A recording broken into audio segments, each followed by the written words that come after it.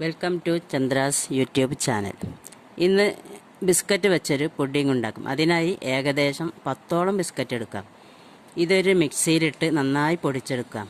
ഇതിലേക്ക് 2 ഏലക്കായ, 2 മുട്ട, 1 കപ്പ് പാൽ, 5 സ്പൂൺ പൊടിച്ചെടുത്ത പഞ്ചസാര എന്നിവ ചേർത്ത് അടിച്ചെടുക്കുക. ഒരു പാൻ അടുപ്പത്ത് വെച്ച് 2 സ്പൂൺ വെള്ളം, 4 സ്പൂൺ പഞ്ചസാര ചേർത്ത് കാരമലൈസ് ചെയ്തെടുക്കുക. പഞ്ചസാരയുടെ പകുതി അളവിലെ വെള്ളം എടുക്കാൻ പാടുള്ളൂ. ഇത് ചൂടോടുകൂടി കട്ടിയുള്ള ഒരു പാത്രത്തിലേക്ക് ഒഴിക്കുക. 2 സെക്കൻഡ് കൊണ്ട് ഇത് സെറ്റാവും. ഇതിലേക്ക് അടിച്ചെടുത്ത ബാറ്റർ ഒഴിക്കുക.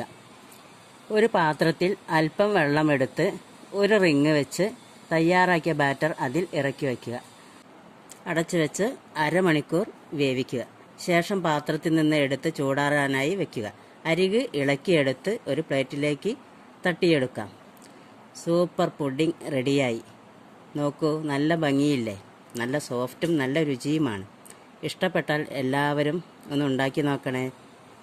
സബ്സ്ക്രൈബ് ചെയ്ത് സപ്പോർട്ട് ചെയ്യണേ.